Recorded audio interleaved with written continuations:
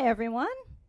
Welcome to Practice Time with Ms. Rhona. My name is Rhona-Mae Arca, and I'm a registered music teacher in Calgary, Alberta. My students call me Ms. Rhona, so hence the name, thanks to one of my students. Anyhow, welcome to my practice room. This is a series where you come and hang out with me while I practice. Sometimes I'm working on my students' pieces and their technical requirements, and sometimes I've got a couple of other projects that I'm working on as well. So along the way, I'll share practice tips and ideas, tips and tricks.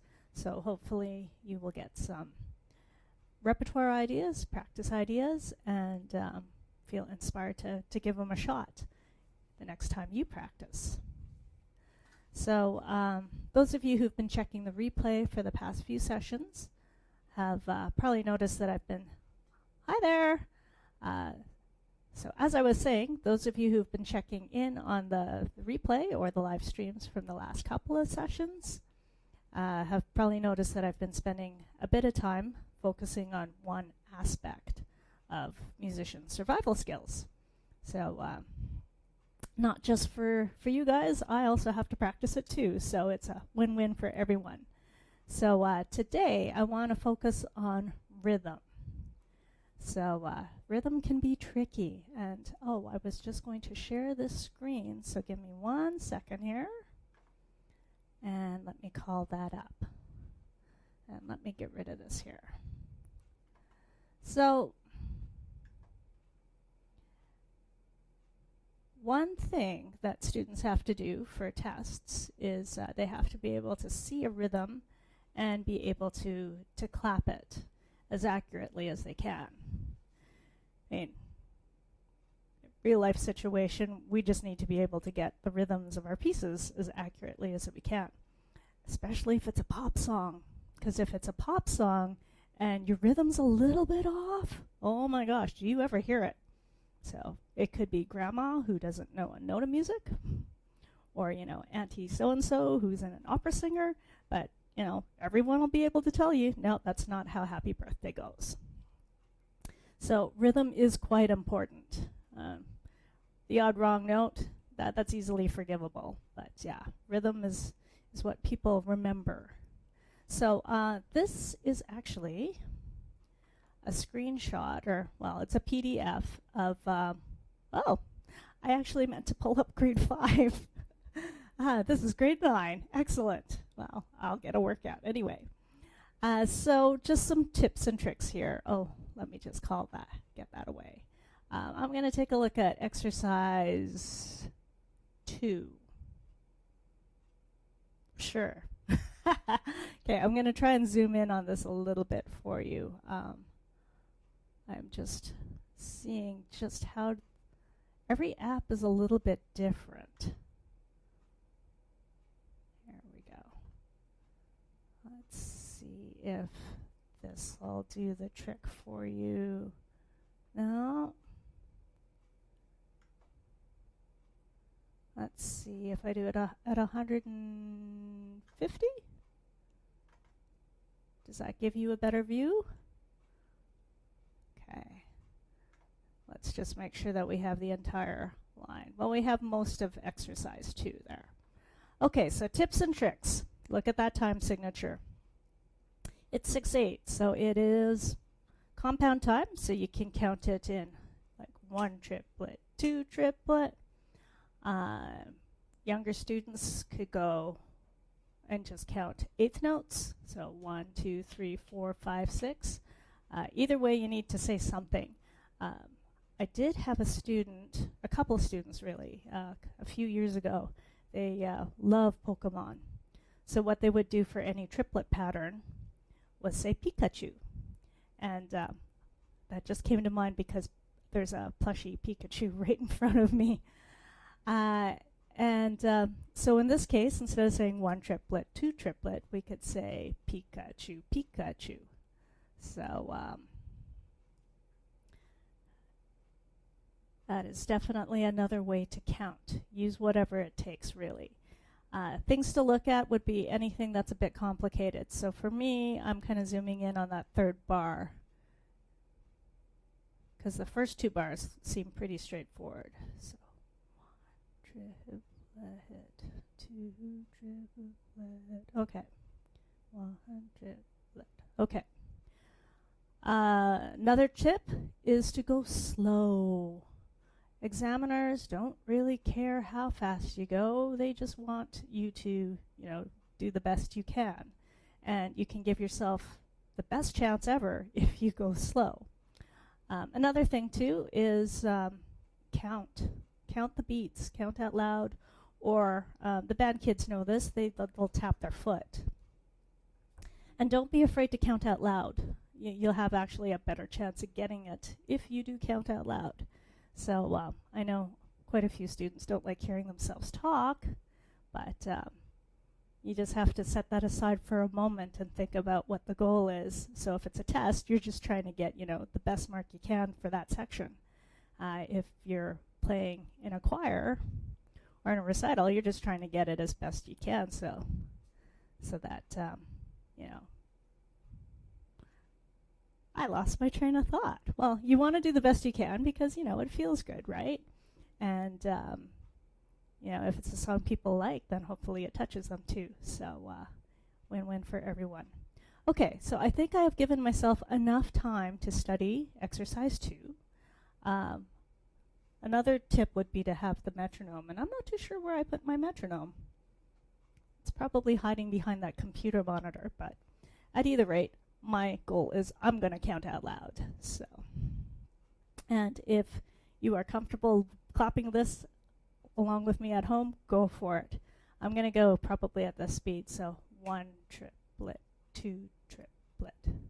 And count yourself in 1 bar just to get set. So 1 triplet, 2 triplet, 1 triplet, 2 triplet, 1 triplet, 2 triplet. 1 triplet, 2 triplet, 1 triplet, 2 triplet.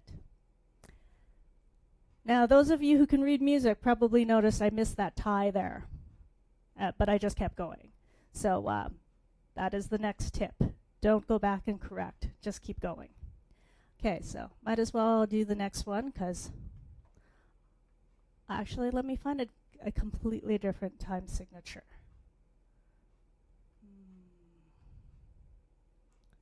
3/8. I'm trying to find one that would be enough of a challenge for me.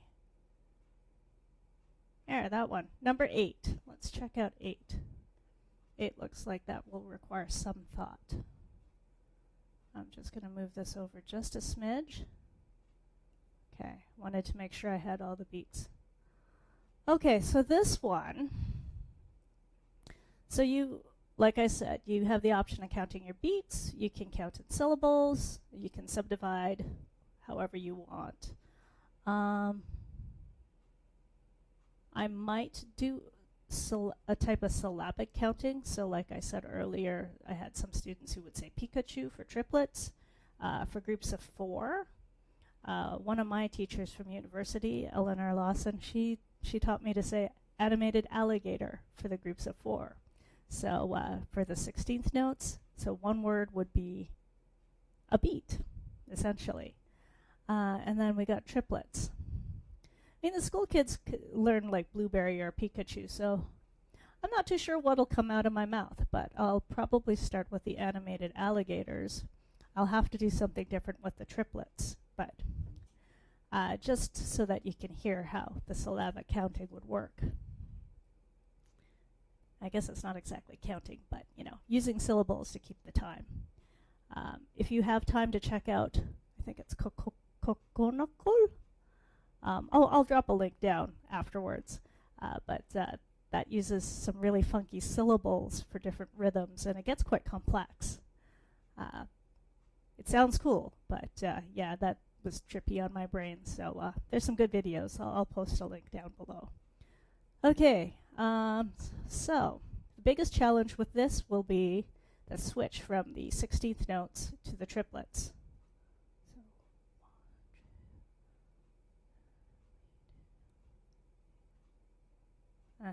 Yeah, okay. And examiners give you a minute or maybe half a minute. You lose all sense of time when you're in an exam situation, but they do give you some time to look over the piece, so you could kind of quickly tap through the tricky spots, which is what I'm doing right now, kind of briefly or mentally.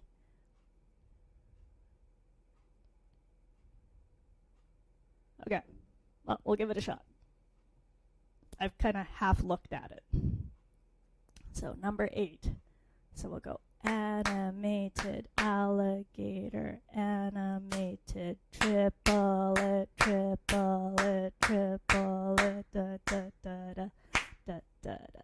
Animated alligator, animated alligator, animated alligator, animated alligator. Okay, triplet probably didn't work so well. I probably should have said blueberry or something like that.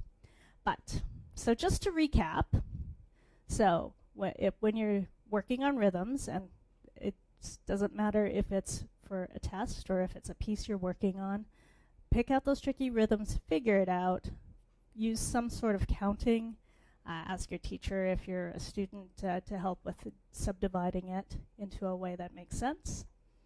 Go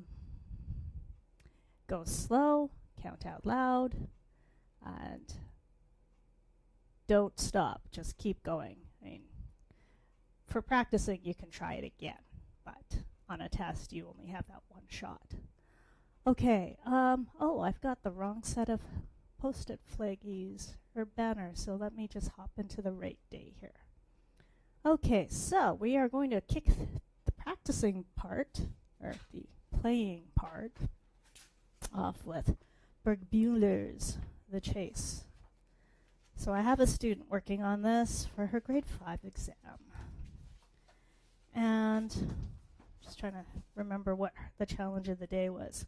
Oh yes, there was a significant difference in her speed between the first section and the second section. So it would help if I had my metronome. Oh, it's over there. I'll probably just use my phone because it is right over here.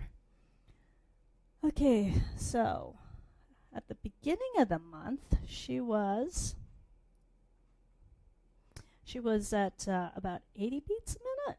So I'm just going to call up my Metronome Beats Pro, and I'll put it up to 80, and let's hear what that sounds like. So 1 triplet, 2 triplet, 1 triplet, 2 triplet. Okay, so when the issue is you've got a significant difference in tempo between two sections, it's good to just practice the transition. So line 3. So I'm just going to play it for you so you can hear it. So we got, I'm not going to worry about fingering right now. Okay. I really should though, but. Ha!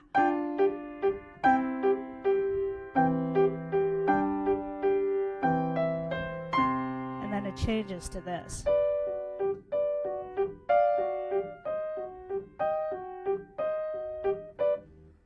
So it's very easy to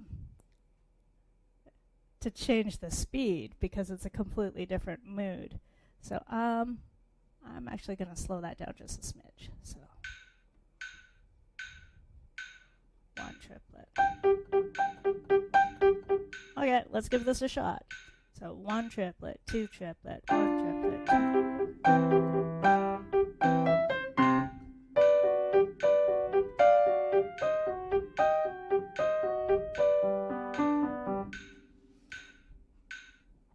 So that wasn't too bad of a transition. I don't think there was too much of a jolt between the sections. Now, one tip I have for anyone who's watching and learning is if you're trying to fix one thing, like tempo, don't worry too much if you have a wrong note or if the fingering's a little off. Just work on fixing that one thing. And then you can add another layer and then another layer until you have all the musical elements in place. Because otherwise, it's kind of like a Decker, the tower of cards, the deck of cards. If you try to put too much on at the same time, it's just going to collapse. So you got to do it all very carefully. Okay, so I'm going to try that again, and then I'm going to speed that up because when she first played the first section for me, this part,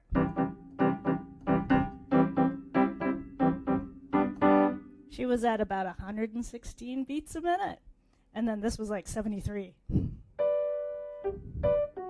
So I started the practice drill at, I'm just going to grab my metronome, hang on. I started the practice drill at, I think, 76? Oh, there it is.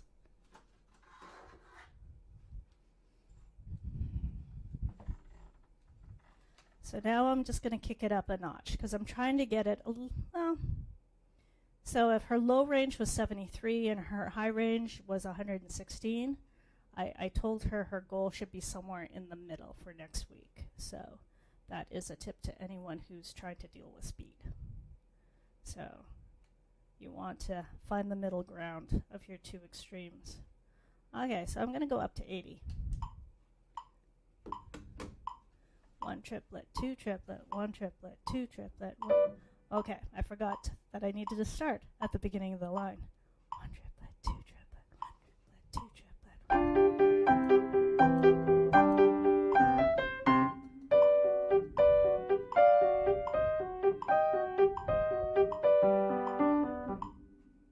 Okay. You probably noticed that I wasn't really listening to the metronome. That's why you have to do these drills in small sections. So I probably should do a much smaller section. 1 triplet, 2 triplet.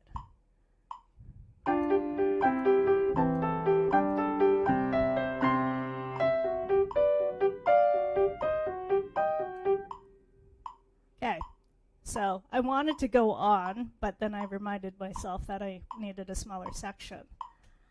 Okay, timing-wise, so this is another thing too, anyone who's learning, stop and assess, because us as your teachers, we're only with you, once, twice a week, so you've got to be your own coach. And, lucky you if you've got family members who also play an instrument and can give you feedback, but for quite a few families, you might be the only musician in the family. So you need to learn how to be your own coach.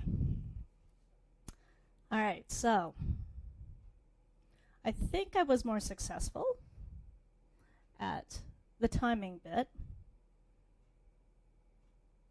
I think the reason why I wasn't listening to the metronome so much the previous round was because I was actually concentrating on the fingering.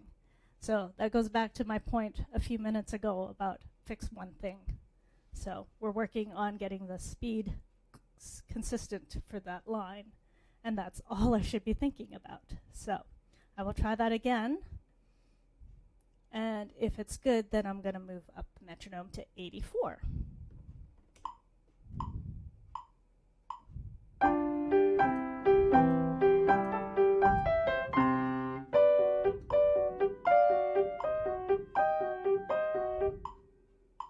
Okay, so that was better timing-wise. Once again, don't worry about notes or fingering when you're fixing something else. Okay. Although, each repetition, you're trying to get a bit more accurate. So, all right, let's see what 84 sounds like. 1 triplet, 2 triplet, 1 triplet, 2 triplet.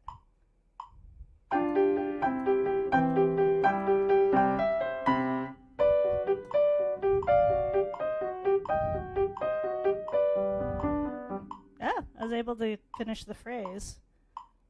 Okay. So another good thing to practice while you're at home is, and I've been called on this a lot, especially when I was younger, don't make funny faces if you mess up. Don't give away that you messed up. Pretend that it was right. When you're practicing, you're trying to fix things, obviously, but you will need to practice not giving it away.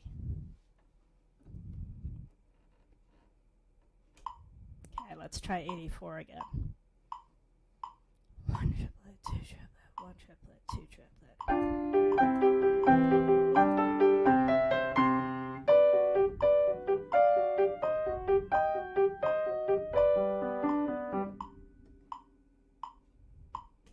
Okay, seemed like I was kind of there, but kind of not. So that means I have to go through it again.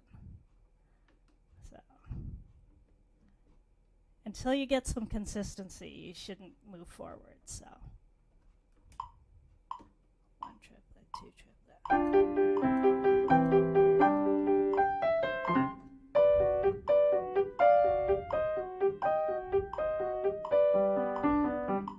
Okay, timing-wise was there. I would like to try it again and see if I can get timing and the notes because, gosh, by what? The third, fourth time, should have the notes.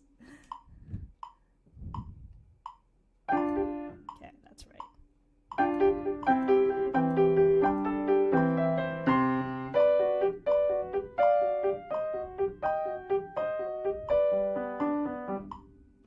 All right, notes were there, fingering wasn't totally there, but hopefully that gives my students as well as you who are listening some ideas on how to work on trying to get the speed a bit more consistent between two different sections. All right, next up. Oh dear, I did not make this easy for myself at all. Okay, next up. Another one of my students is working on Kill This Love. So for those of you who've checked this out, a few previous sessions, you'll know that there's lots of octaves in this. Lots of octaves. So my student and I have been making adjustments just because hand size. And I mean, honestly, this was arranged for what? A not solo piano, right? So we have to make adjustments. Okay, so I'm going to throw the solo to overhead camera. And so she's been working on page 2 and page 3. Or starting page 3. Page 1.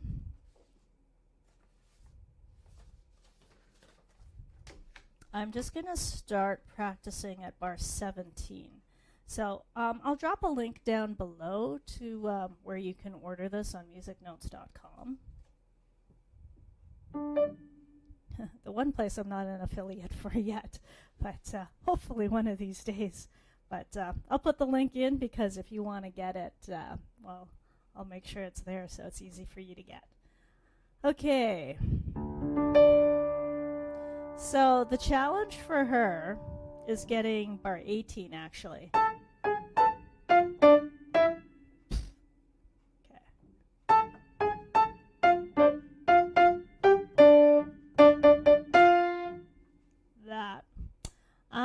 But I mean, we've already decided she's not doing all of the octaves,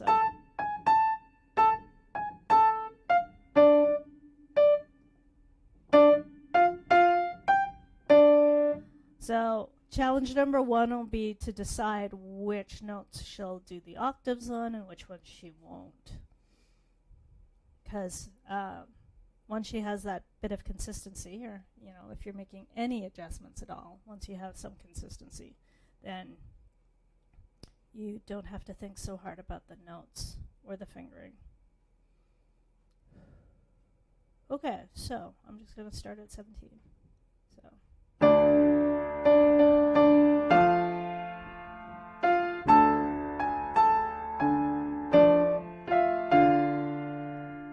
I'm going to do that octave though.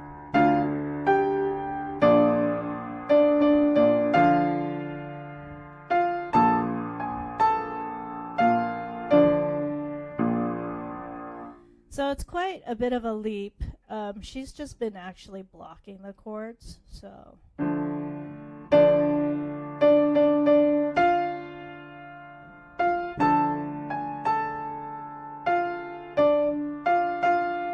Which is totally fine. just reducing everything to like the most, well, the basic level. So that's B flat. And then she actually rocks this pretty well. I'm gonna see if I can do all the octaves though.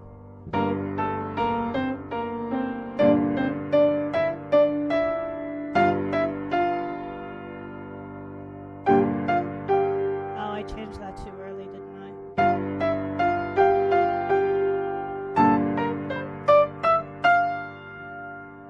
And then jumps to A.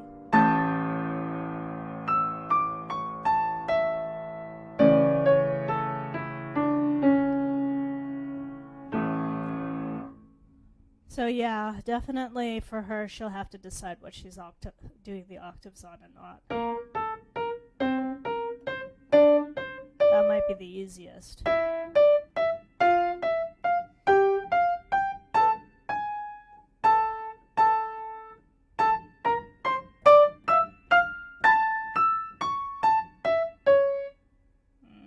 I lost my train of thought.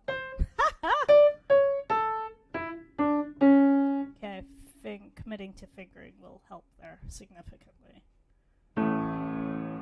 So yeah, my student will really have to work on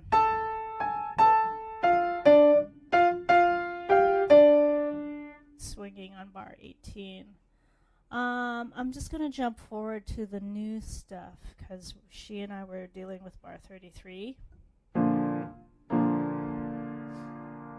So she's got, this is the what's written. Oh, wait. 1 and 2 and 3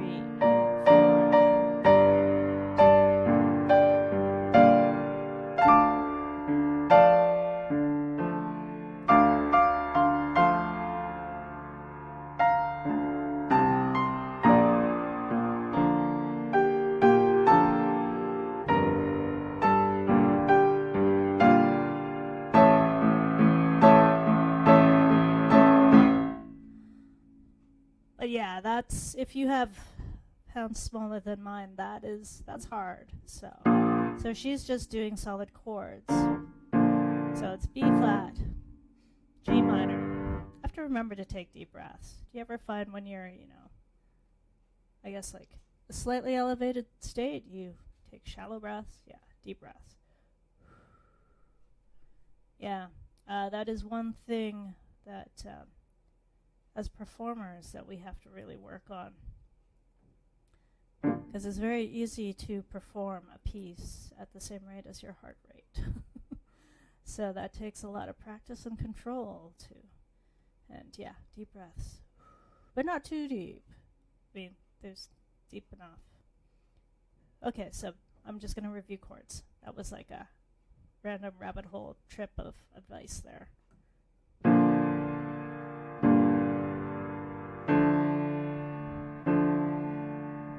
So since she's just doing solid chords, she could actually rearrange those to different inversions.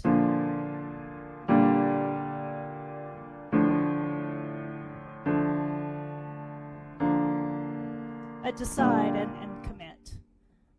So I'll just do everything as close as I can to the reposition for B flat.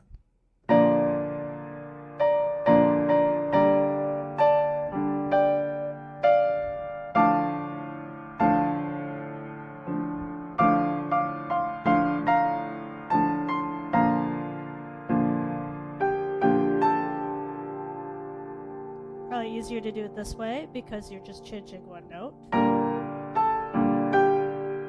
then bend down. So that would be my advice to my student in terms of inversions. Pick what you want to have as home. So I picked B flat, and then rearrange the other chords. That's why we practice these, to get to know the different inversions or positions we can use. So, yeah. Now it's written down here. Honestly, if you're not doing it for an exam and this is easier to get, go for it. If this is easier, go for it. The only time you really have to be concerned about playing it as close to exactly as written is an exam or music festival or a competition. So, other than that, we just need to be able to recognize the rhythm and the tune. Okay, so I'm moving forward.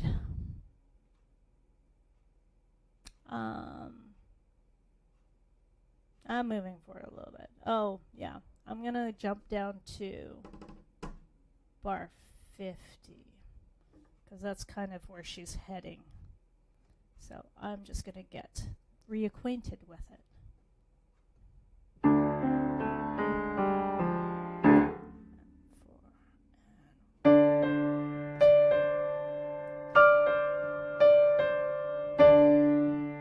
Okay, wait. 1 triplet, 2 triplet, 3 triplet, 4 triplet, 1, and 2 triplet, 3 triplet, 4. Okay. See, counting helps. Okay. And dealing with the rhythm without just by itself, and then adding one hand, and then adding the other hand, and then adding the other elements is a nice, easy way to, ease yourself into it. 1 triplet, 2 triplet, 3 triplet, 4 triplet, 1 and 2 triplet, 3 triplet, 4 and 1 triplet, 2 triplet, 3 triplet, 4 triplet, 1 triplet, 2 triplet, 1 triplet. Oh, hang on, that was wrong. 3 triplet, 4 and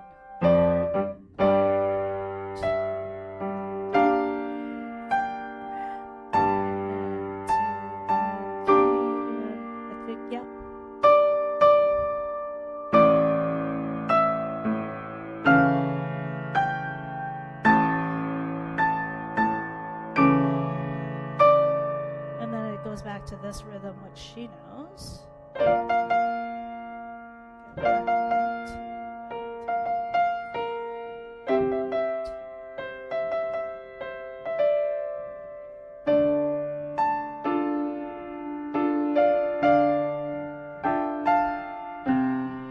Oh, bless pop music. All these repetitive patterns makes it easier so that once you've learned a section, hello, repeating patterns does help make it a bit easier to learn pieces.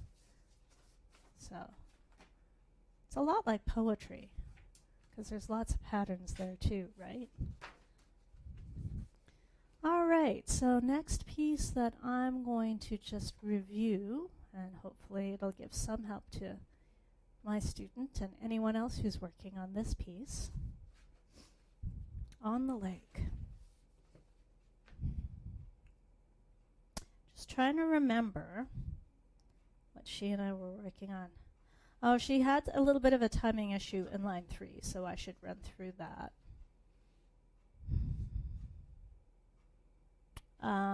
Oh yes, this is the student who's, she has been avoiding the pedal, so what I really should do is switch cameras.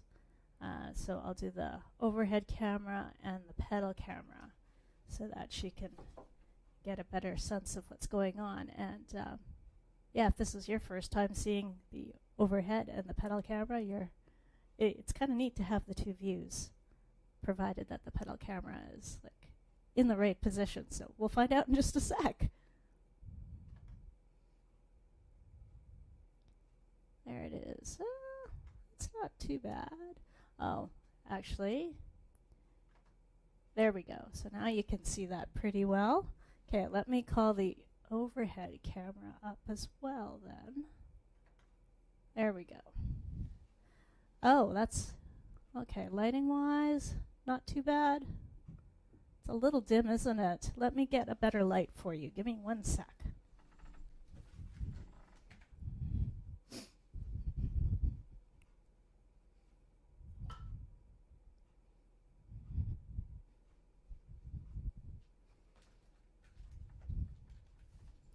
Okay, we'll see if this lighting helps a bit. Ooh.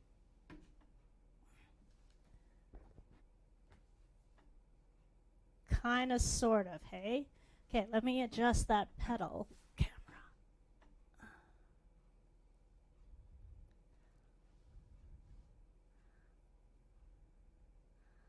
Okay.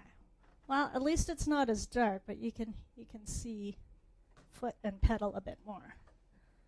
Okay, so legato pedaling. It's also called syncopated pedaling because of this.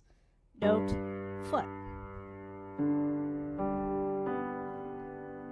Note, foot.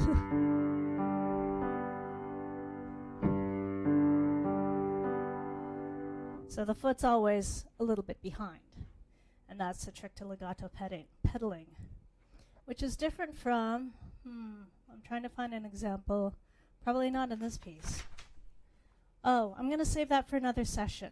One student specifically asked for me to do like a little walkthrough on the different types of pedaling. So today we'll just concentrate on the legato pedaling. So stay tuned for that. That'll be in a few weeks probably.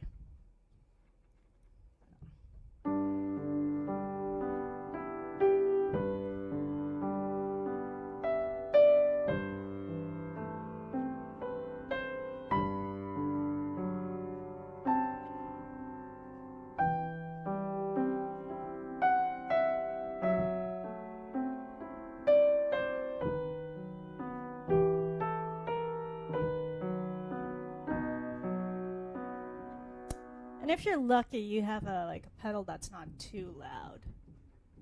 This one's so.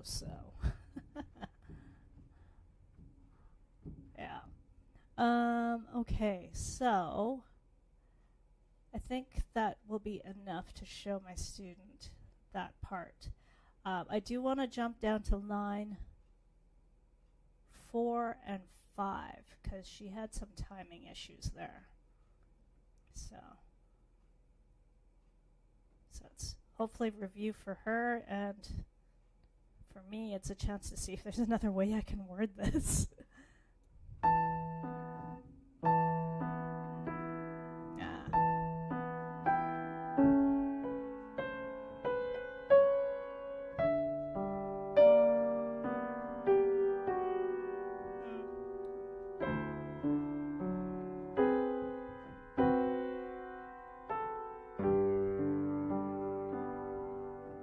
Because what she was doing was this.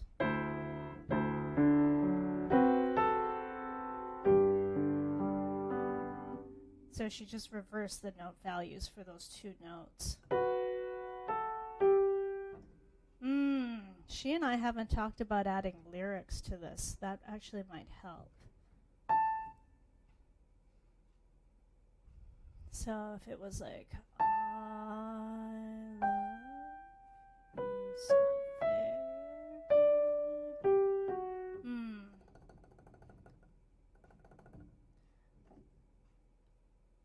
Should be like emphasis on the more important syllables.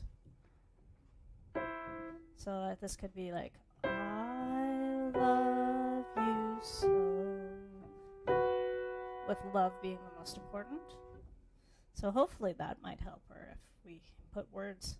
I love you so. Hopefully.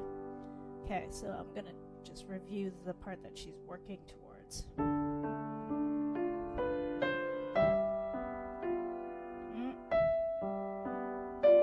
I'll have to double check to make sure she's doing that rest.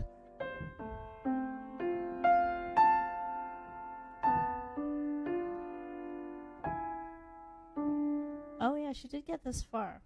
Okay, so this is another spot where she's transposed that rhythm she's doing. So what kind of lyrics could we put for this? Could be...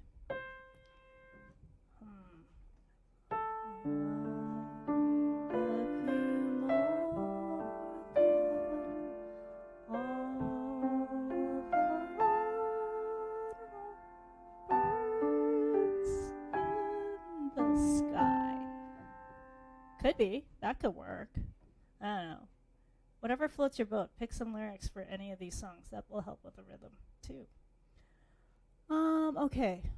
let's move on to the next line. So here, the challenge for her is she's going to be now pedaling to her right hand. So watch how that's going to change. I mean, beat-wise, it's not going to change, but it's just which hand is helping with the pedal.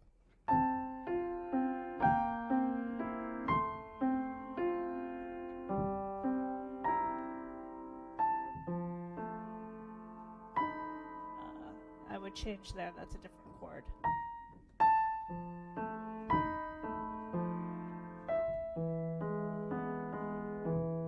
So I'm going to do that again. The other rule of thumb is when the chords change. So I'm just going to do these as solid so you can hear that. Totally different sound, right? Harmony, so you would change the pedal there. Change there. Change. And then here. And don't shy away from that dissonance because that'll make this sweeter. Okay, I'm going to just play that normally so you can hear it all fit together.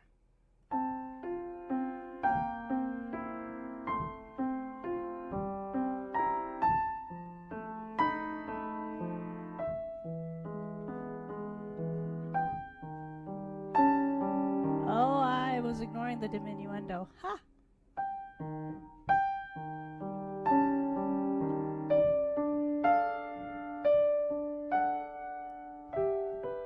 Okay, so this is a problem spot. Any of you who are working on this piece will know that bar 25, 26, 27 is probably the hardest part of the piece. Especially 26, 27, because you've got this happening in the left hand.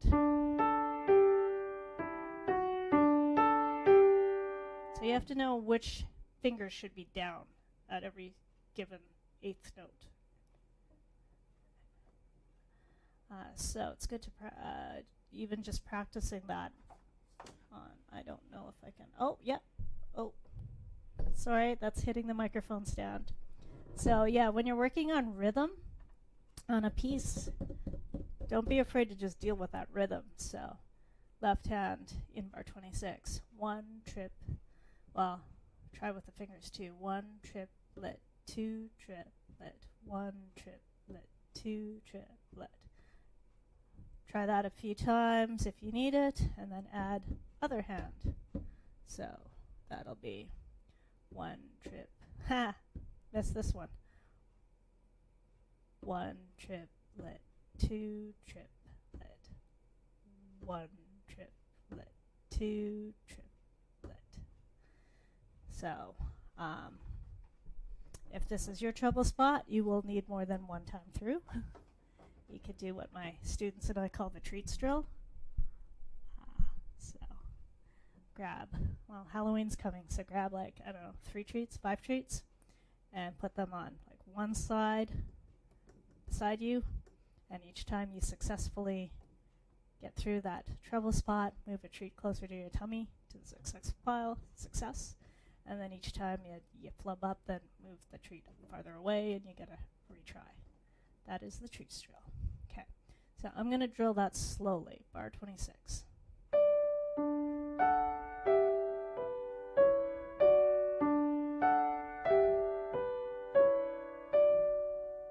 Okay, again, just to lock it in.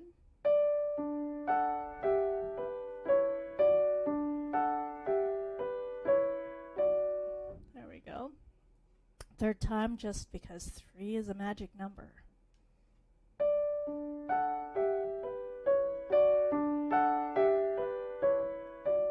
Oh, see? Things clicked. So you got to do it at least 3 times. My teacher, when I was growing up, said 10 times, but I found I stopped listening after 5. So 5 is good. Between 3 and 5. 7 if, you can stay focused.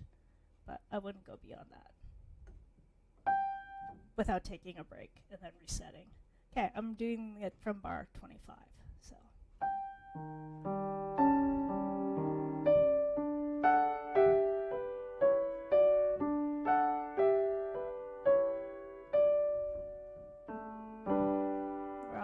but that's okay. I'm working on timing too.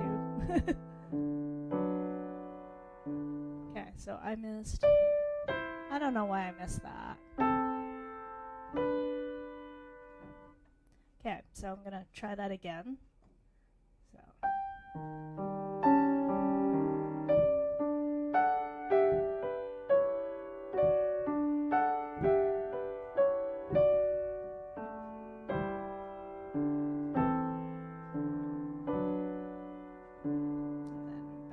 She'll be home free then.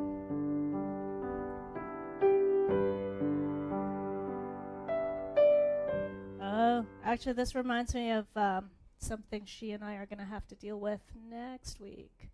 I'm just going to switch back to sidecam. Okay.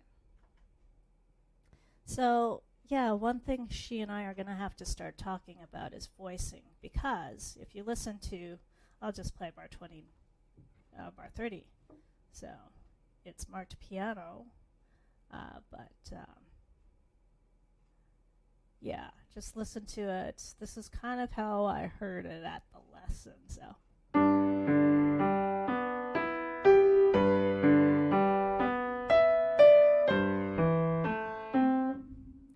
it's a little hard to tell where the melody is when you're emphasizing every single note. So this is very lyrical. So you've probably figured out that it is not this hand. So, but I mean, if you thought it was this hand, I'll bring it out.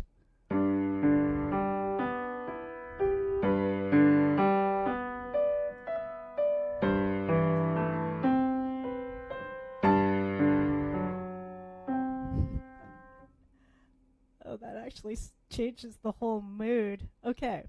So the title of the piece is On the Lake. That kind of sounded like it was a storm. Okay, now I'm going to play it how I'd like my student to play it.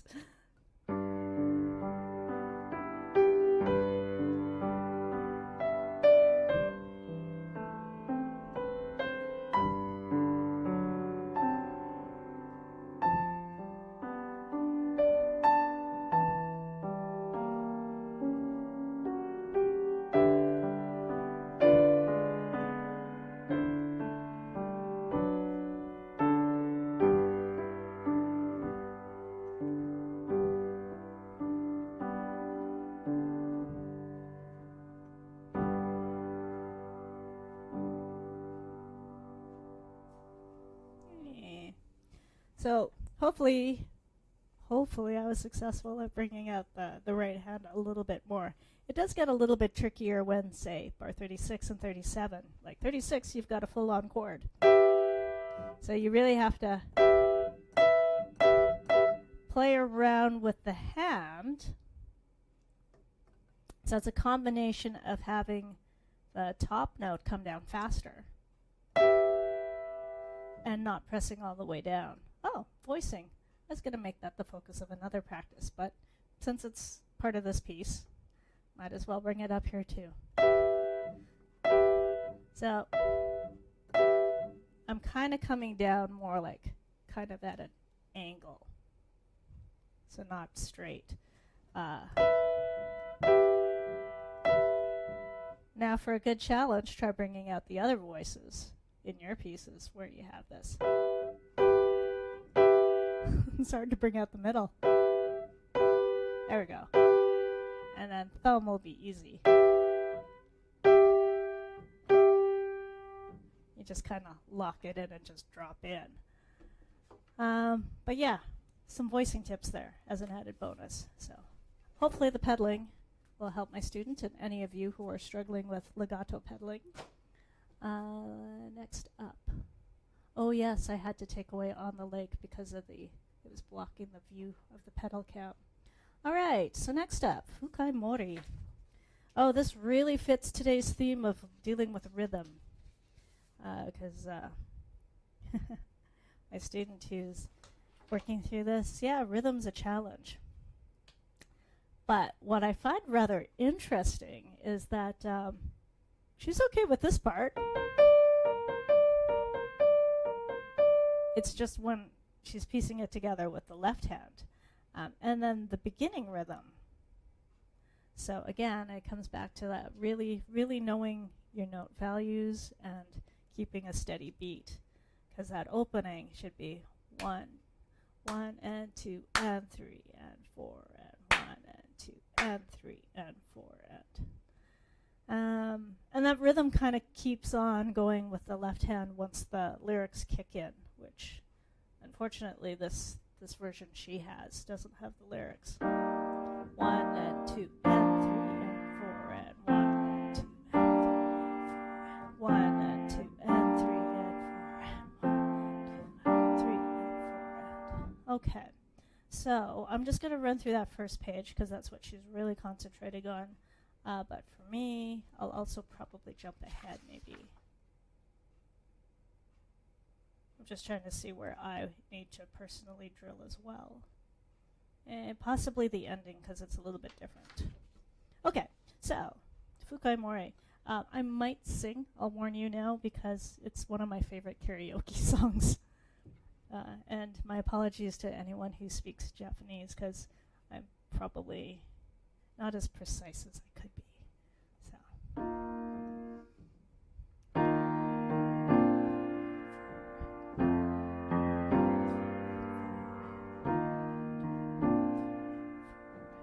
Actually, I'll do it one round where I'm not singing and counting, just so that you, as the listener, and my student can actually, hear the counting and how that fits in.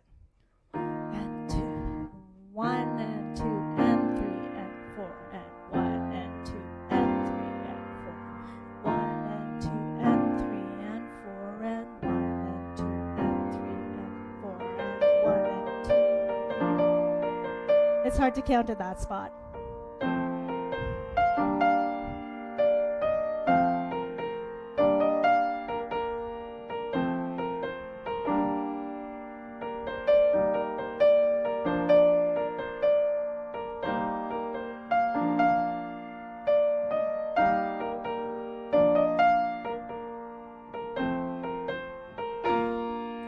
Okay, so I need to go back to that spot where I just told you, and I admitted that it was hard to count in that spot. So I need to actually nail that so that I can help my student. So we got, okay, 1 and 2 and 3 and 4 and 1 and 2 and 3 and 4 and. Okay, I'm going to do that again because, as we know, 3 is a magic number. So I'll do it again and again. 1 and 2 and 3 and 4 and 1 and 2 and 3 and 4 and 1 and 2 and 3 and 4 and 1 and 2 and 3. Well, hopefully with a B flat. Okay, and that was only the second time, so got to do it again. Okay, so 1 and 2 and 3 and 4, 1 and 2 and 3 and 4 and 1 and 2 and 3 and 4 and 1 and 2 and 3 and 4 and. Okay, right hand was a little bit behind, but the left hand that's functioning basically as the drummer and bass guitarist. Left hand's got to be steady no matter what. Okay, so the reason why I find it hard to count is because I'm usually thinking of the lyrics. So, once again, I'll play through that whole first page with the lyrics. So, you as a listener and my student can get, and anyone who's doing this piece gets a sense of how that all fits together. So, it's all layers. Okay, gotta remember singing. Okay, activate core. Breathe deep. Okay.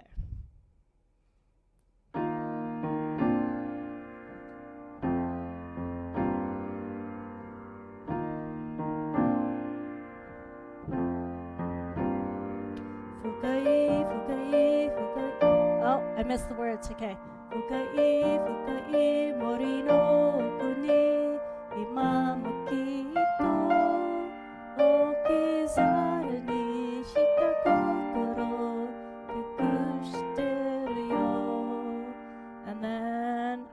blanking out on the lyrics. Oh, Sagasu, I think. Sagasu horo no chikara monaku. No, left hand's not coming in at the right time. Okay, so as you can see, it is a challenge to actually play the notes on the page and sing at the same time. And then you add on top a language that you know little bits of. But it actually highlights that the fact that a lot of pop singers, they're not playing the melody actually. They'll just do this, to be honest.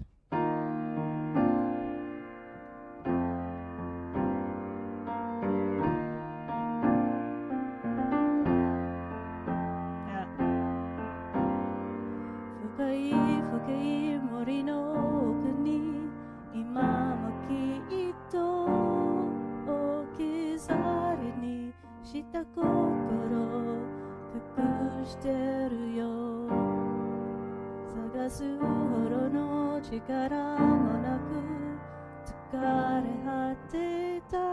I'm not used to these chords in these positions. Hitobito wa eie no yeah,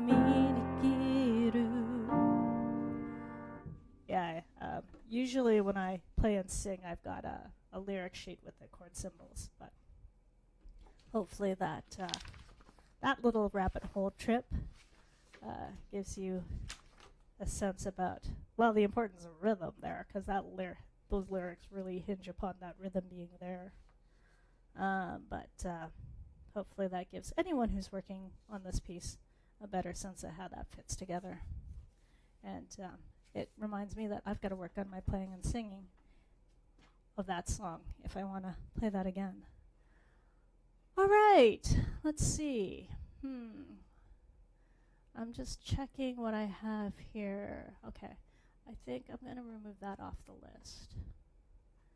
Okay, I'm going to just work on 2 more pieces tonight and then I'll wrap up. So hi. Okay, so next up is a grade 9 piece. So I'm just going to practice this. Because my student is at the stage now where she's got it all learned, but it's very legato and it's supposed to like just give that sense that you're flying across the keys. But she, at the moment, where it's at is it's kind of choppy. So I'm just debating on which camera view would be best. Okay, I think I can still demonstrate what I need to with the overhead camera. So let's try that. Okay. So I'm just going to highlight, I think it's line 2 and line 3 especially. So this is what I heard in the lesson last night. It was a lot of this. So it was.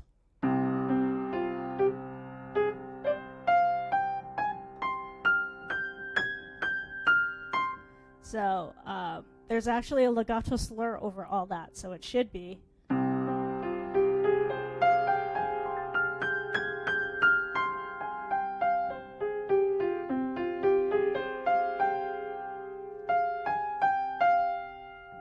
So there should be no lifting whatsoever. So hopefully you saw that. Now, the way I have the camera going, I don't know if you can see.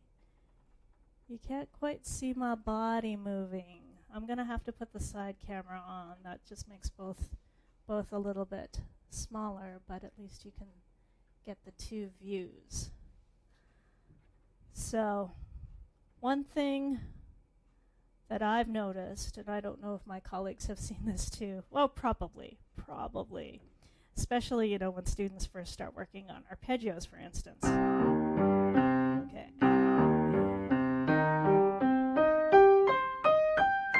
So you see them like contorting themselves because they're like over here. So thankfully I had some teachers that reminded me that, hey, we have hips, we can move sideways. I'm going to move this this desk out of the way. I'm going to try doing that without moving the camera. How about I try that? Oh, I did move the camera. I'm sorry. Let's try that. Okay. So yes, I've had some teachers who reminded me that, hey, we have hips and we can move. And that'll actually make it much easier and much more musical. So I'm going to start and play bar 3 again.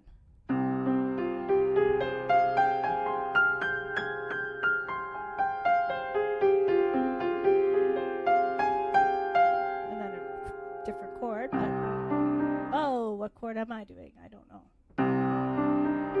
Nope, that is so not the chord.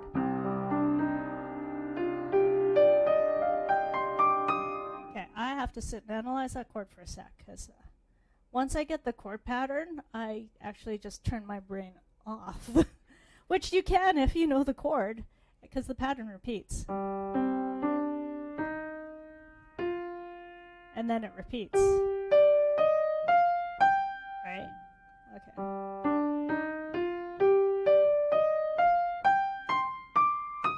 You just have to remember when to get off the train and come back. So.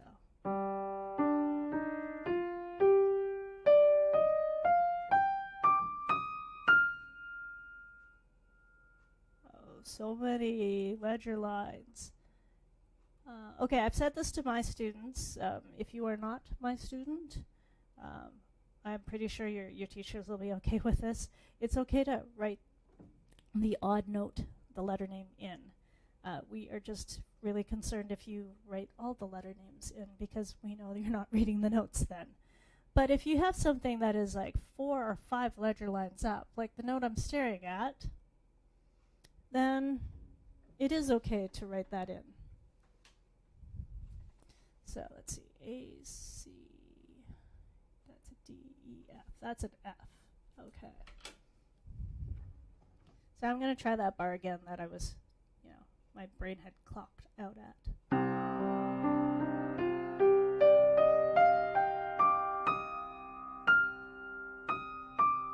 then it comes back down.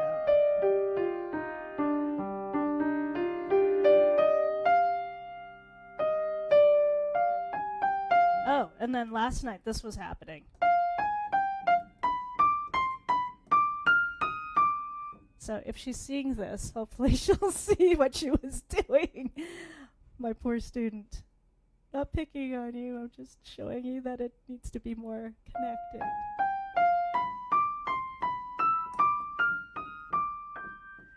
Because I'm sure she is not the only one who's making this blip. I mean. And another way to practice this, because right now, when you learn, when you learn a piece, you wind up doing it in small bits. So that's probably why it's nice and smooth here, but not in between. So she has to think into the next grouping. And yeah, for those of you who are doing pieces like, hey, Bach, Beethoven, Haydn, where they have a whole bunch of running 16th notes and you need to feel that push, that drive to the next beat. This is a good drill where you play that beat and you play a little bit in the next beat. So, oh, I should maybe remember what key I'm in. And then try the next beat and start the next beat. So.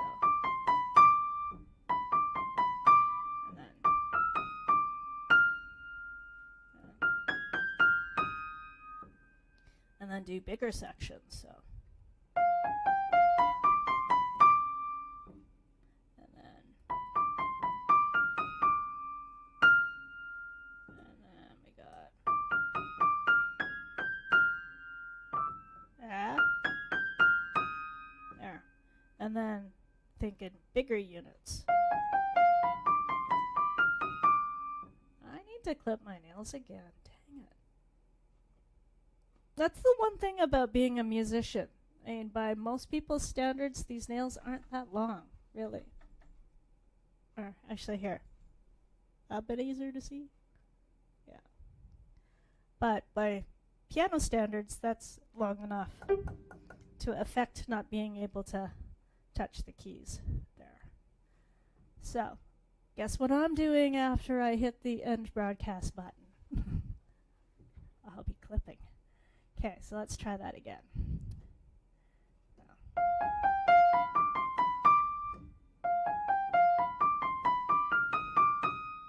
And then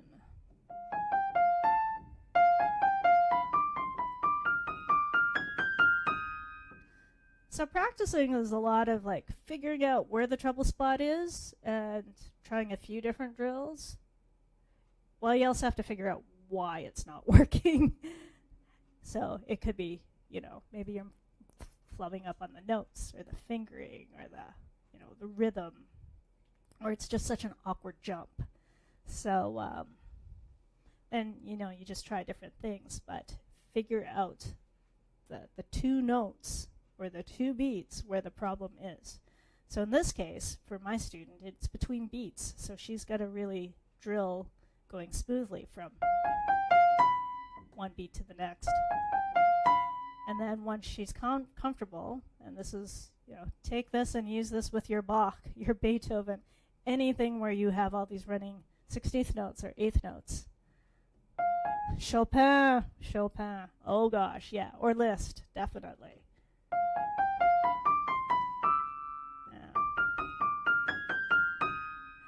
And, you know, change the little groupings. So, you know, I'll do beat 2. Oh, gosh. I hate staring at these really, really high. Okay, that's a D, that's an F, that's an A. Oh, my gosh. It is like 1, 2, 3, 4. It's the space above the 4th ledger line. My brain doesn't like that at all. Okay, so, and my student and I have also been playing around with a bit of pedal on this. So how much pedal? That's the question. Because it's a fast piece, too. So we don't want it to sound muddy.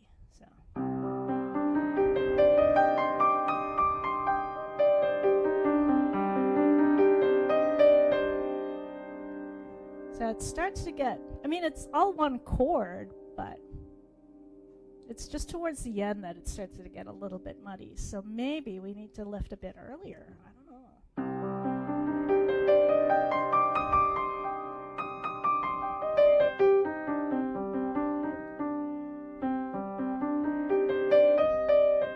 I just made up my own pattern.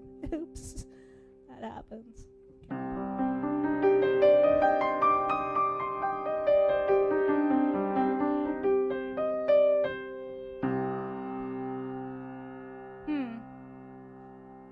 I don't know. So I lifted around beat 3, beat 4-ish. That sounded a little clearer. That's definitely something to think about and play around with. Now I'm going to just try to keep it there and not change the pedal until the chords change. And we'll see. So that's the other thing about practicing, you know. Try different things. See what you like better. Listen to different recordings. See what you like better. So don't get yourself married to doing it like one person's way. And ultimately you don't really want to sound like anyone else anyway, but, you know, you listen to a bunch of different recordings to get a sense of, you know, oh, okay, so this piece needs pedal, or, oh, everyone's doing the trills this way, so maybe I should do the trills this way. I mean, everyone's going to play the speed a little bit different. And if it says rubato, then everyone's going to speed up and slow down in different spots. So you have to see what you like and see what works, and, you know, discuss it with your teacher if, you know, you're not my student. So.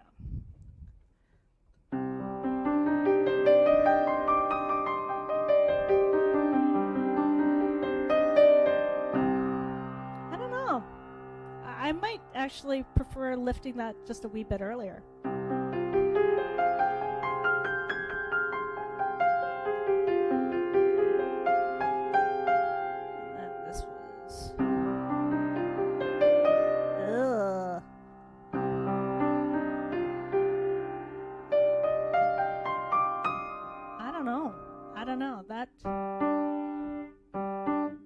But yeah, in all the recordings we've heard, everyone used pedal The question is just how much pedal do you want to have?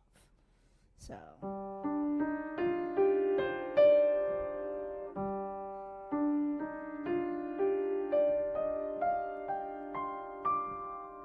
How much will your adjudicators let you get away with? That's the question. I'm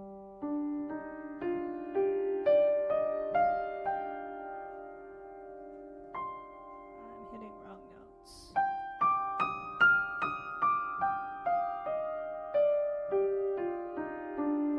And it does kind of add some storminess. I don't know. She and I will have to play around with the pedal. It's probably going to sound like a completely different beast with the pedal at Allegretto, so 96 to 104. But hang on, I do have a metronome. I could check that out. Hey, I could check that out. So 104.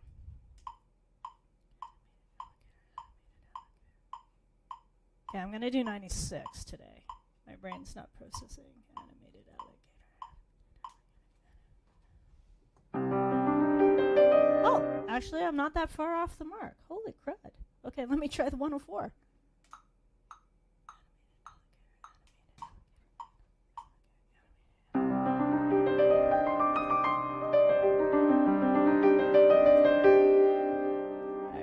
I really need to clip my nails. Maybe. I don't know. Let me know what you think.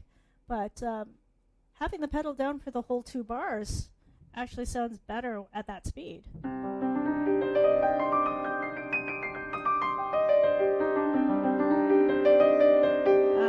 mucked that pattern up, but whatever.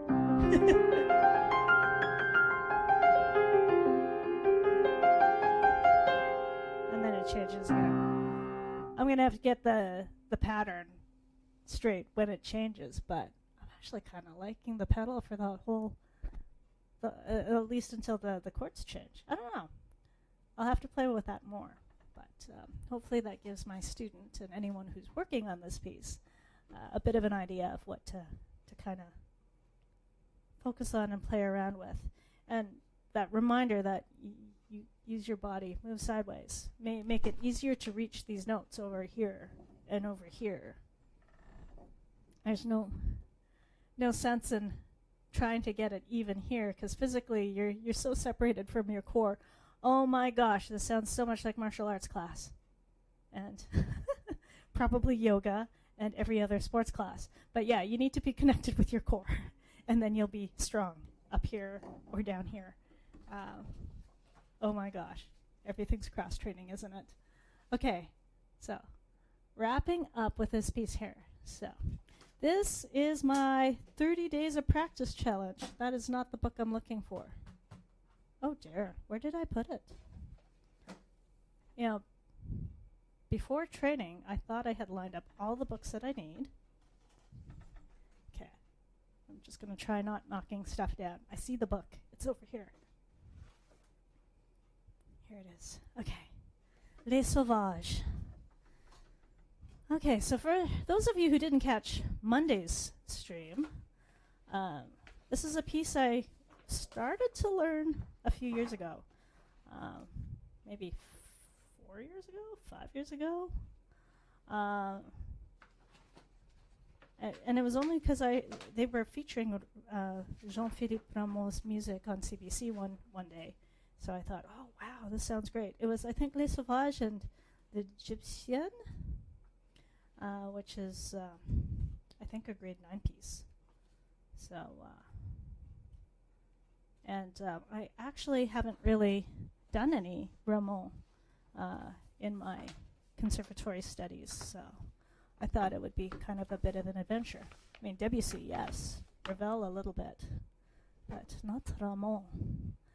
So for those of you who are not familiar with Jean-Philippe Rameau, he was a French Baroque composer.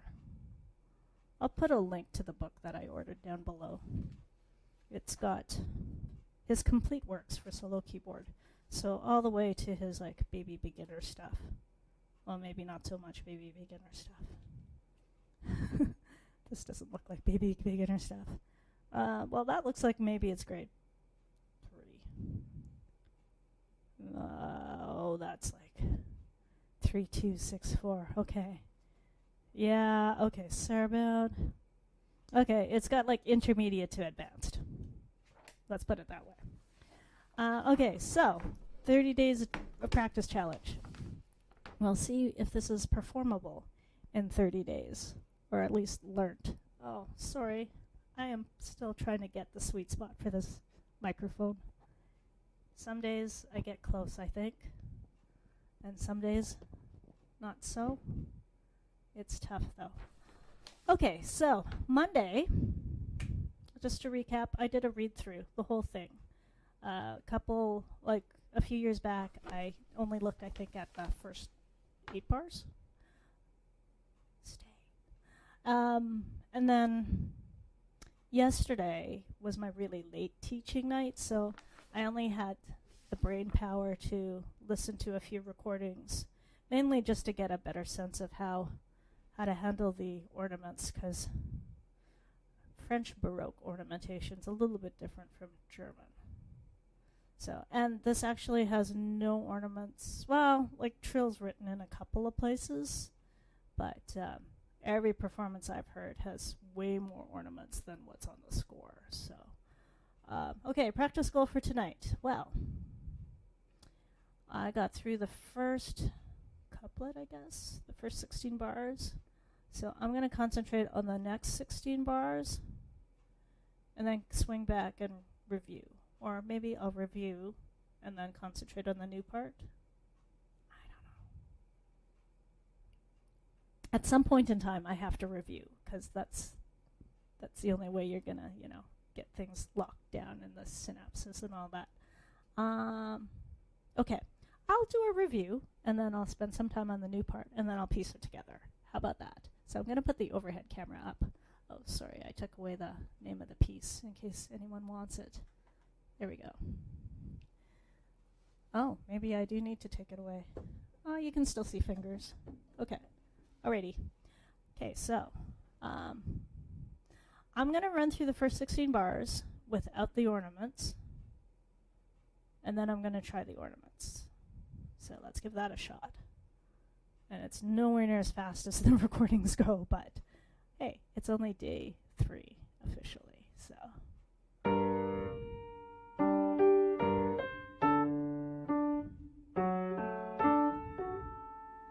Down here. Oh.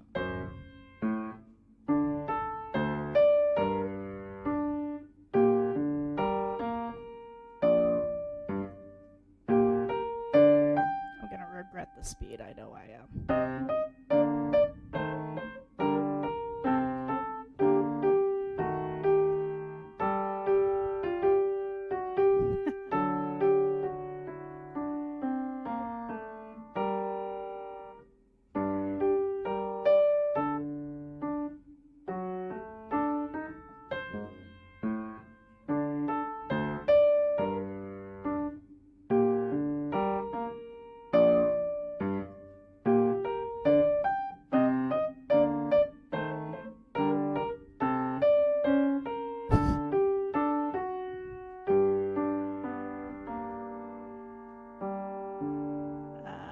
I need to refinger that.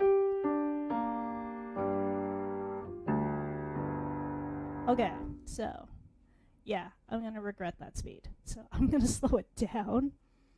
I already regret that speed, because now I'm going to add ornaments, so I have to slow it down. So it was a lot of that. Actually, hang on, because I only heard it by ear, so.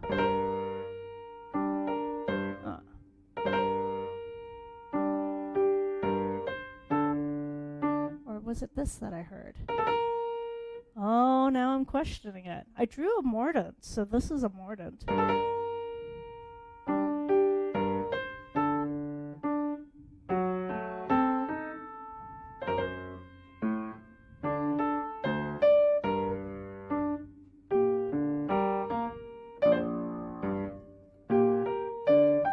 still doing good at this speed. What am I thinking of?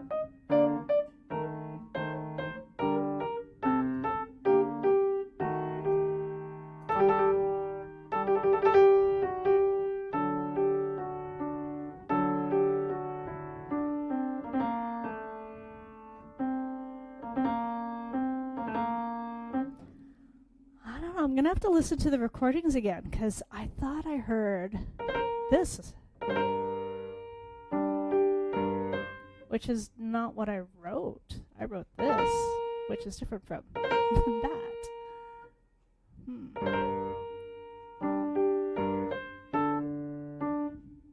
Mind you, French Baroque ornaments are a little different than German, so I don't know. Maybe I did hear it right. Oh, I have a book. I should pull out. It's called French Baroque Ornamentation, I think, by François Couperin. I'll pull that out after I hit end broadcast. I'm pretty sure that's what I heard in the recordings. So I guess that's what I'm going to go with. For those who aren't familiar with Baroque music, or like the Baroque era, the Baroque period for art and literature and music was from 1685 to 1750. Baroque is based on the Portuguese word Baroque, which is rough pearl. Big characteristics of music from this time period would be this driving bass of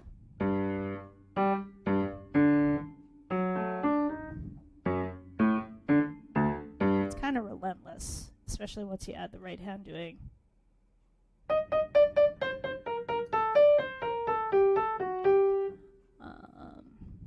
And then ornamentation is the other big characteristic. So sounds like birds. Okay, so let's see if I can get a better handle on the ornaments, but I should actually, take my own advice and go slower.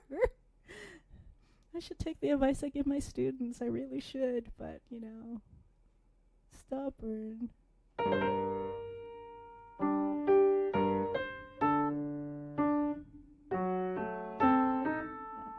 this would be...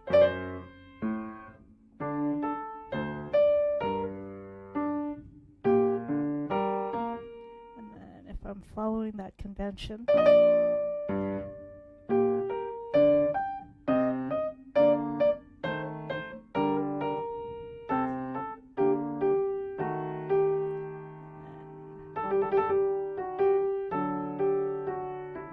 gonna have to commit to fingering there.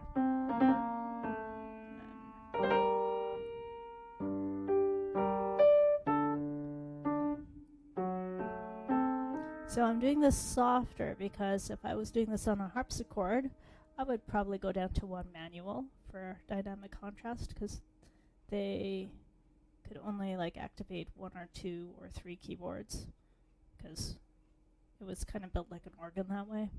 But different from an organ, because rather than having air pumped through it to create the sound, these little pluck drums would pluck the strings. So that's why it's kind of harpy sounding. But yeah, piano wasn't invented until the classical period. So dynamics, crescendos and diminuendos did not exist. So it's kind of fun to play around with playing it the way it would be on a harpsichord. So. And then,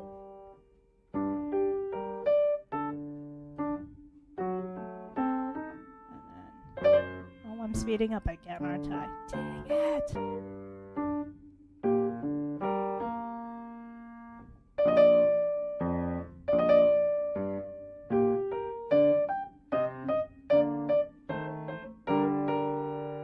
So, as a pianist, you'd want to do this. Hang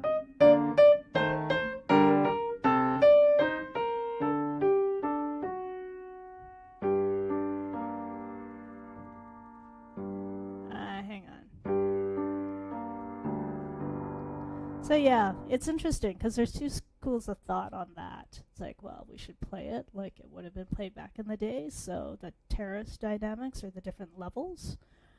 Then there's the other school of thought of, if we had dynamics back in the 1600s, we're sure Bach and the gang would have written them in. So, try both ways.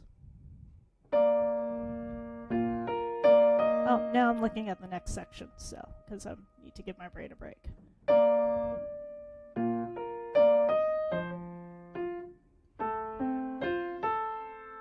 So same idea, just in a different spot.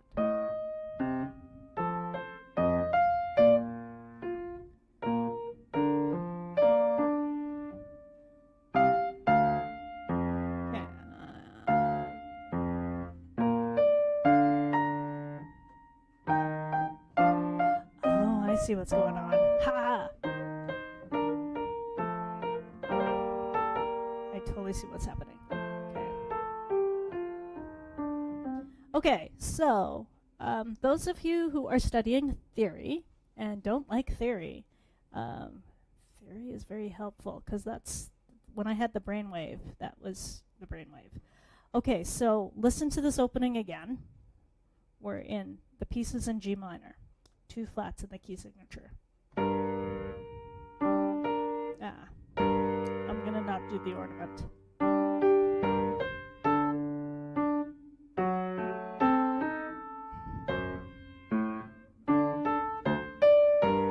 Okay, jumping to the next section.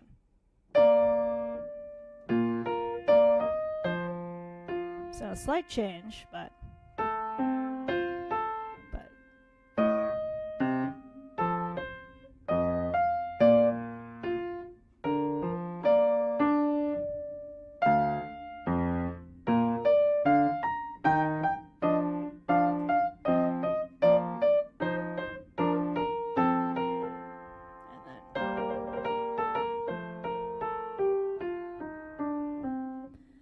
so similar pattern, right? Almost identical, but we are now, just with the lack of F sharp and the abundance of B flat major triads, we are in the relative major. So it's good to figure out these things in the structure.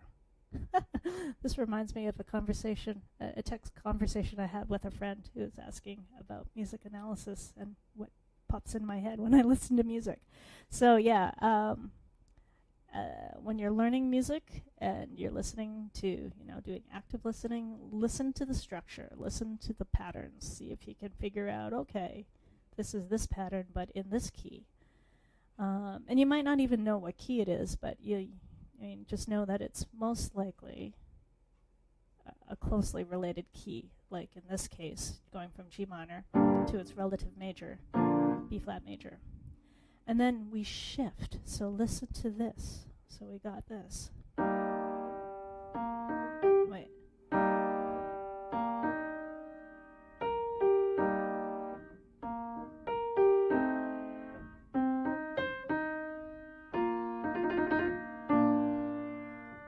So we're kind of in a weird transition phase.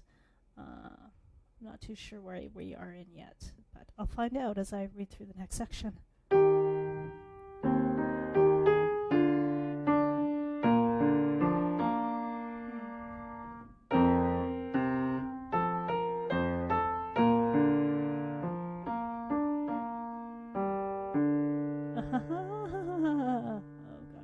My harmony student should be listening to this.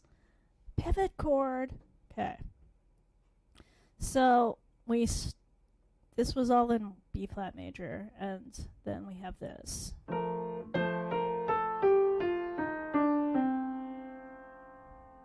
It's like an F major scale, but then we're moving to E flat major triad,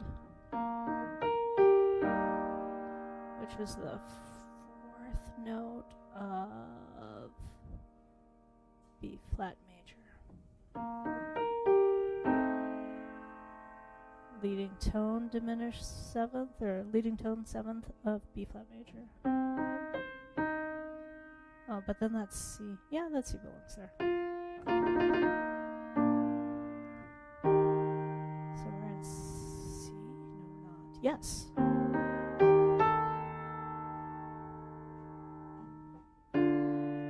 Hearing where the shift is.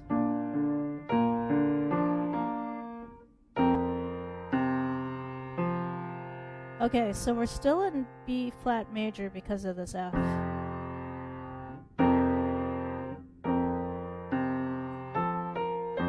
Until here. And then here's where it shifts back to G minor.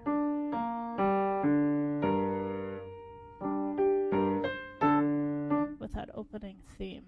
So the pivot chord has to be the B flat. So the pivot chord is something that it's a shared chord between two contrasting keys, and it's kind of used to shift between the two keys. Most likely a closely related key. Okay, so I'm just going to run through that again because I need to get a bit more comfortable with that. And then I'll put that all together and then I'm calling it a night because it's time for hot chocolate.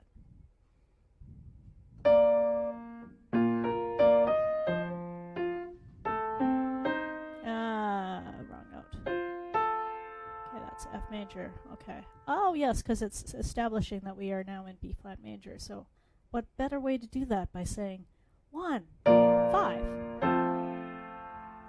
1.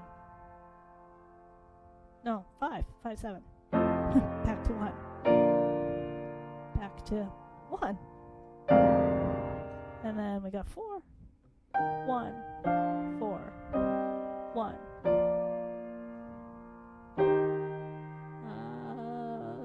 2, which means 5's next. Oh, and then we got 6, and then 5. Okay. So I'm yelling out chord symbols. That will help with whenever I decide that I feel like memorizing this. So, and probably not the best finger choice there.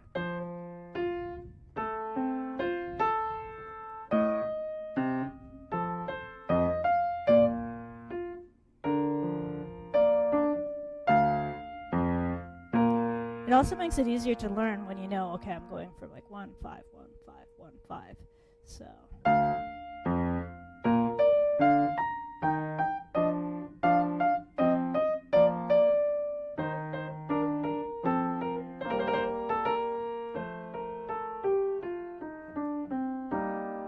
Okay. I think I feel comfortable enough with piecing this together with the stuff from Monday. With the ornaments. Wish me luck.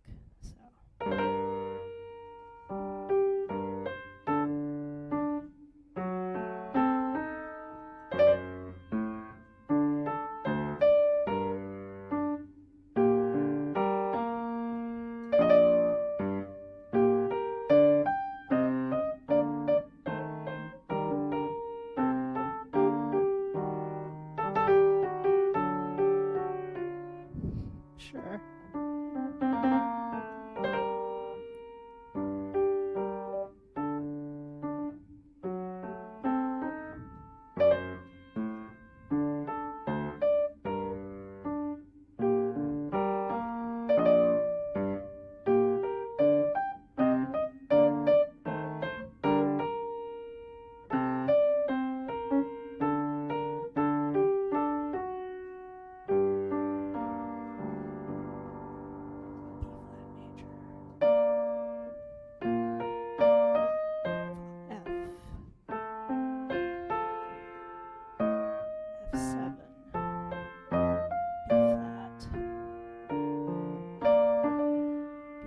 First inversion. E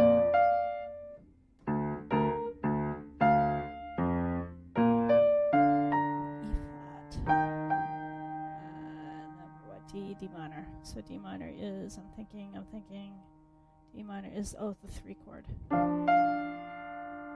C is 2. Oh, we're going from 3 to 2. That's interesting. Okay, that's usually not done unless we're doing, I don't know.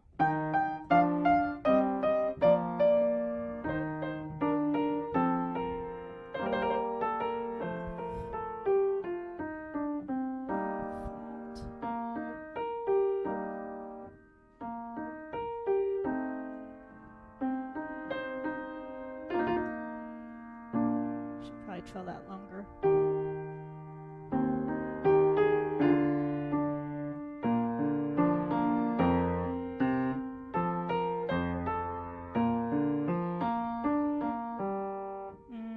G minor, and then that comes back. Okay, I'll deal with the next bit next time. Okay, so met my practice goal for this one. So I thought this would be kind of neat to actually share a brand new piece on the live stream so you can actually see the learning process. And I wanted to pick a piece that, would be a little bit of a challenge too. So, because otherwise, I think it's probably good for students to see the struggle too. Take away the mystique, because I think a lot of times people sit there in the concert hall. Hopefully sometime soon we'll be able to go into a concert hall again. But you sit there and you listen to the orchestra play and you go, wow, like that's just so magical, so sublime. And there's a lot of work that happens in the practice room to get it to that point. A lot of blood, sweat, and tears. So, but I think it's also good for students to actually see and get an idea of like how to shape their practices too. So I thought this would be a good vehicle to do that. Oh, I see a comment. Sorry, I just noticed. Oh, it's Victor. Hi, Victor. Alrighty, so that's the end of the practice. I've got a few other things that I want to take care of. So thanks for sticking around. Thanks for hanging out. Hopefully you got some good practice tips and maybe some repertoire ideas as well. Today is Wednesday. Okay, so Friday, I've changed the time. We're going to be at 3 o'clock. Just with it being Halloween weekend, I thought it'd be nice to start early and, start the weekend early.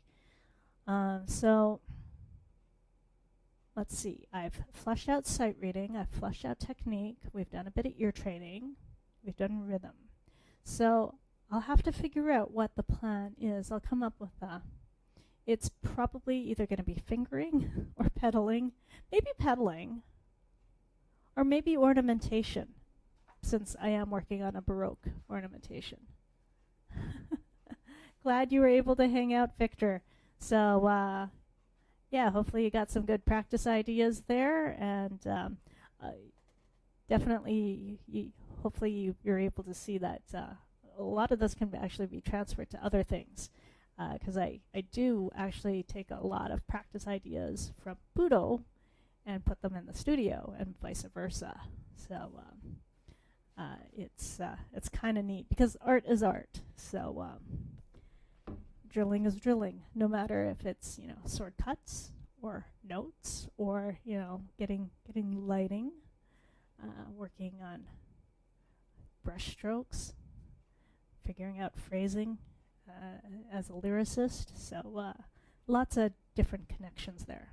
So yeah, thanks for hanging out, and be sure to check the rest of the channel out for the other practice sessions. It's been kind of an interesting journey opening up the practice room to people to watch. So hopefully you're getting something out of it.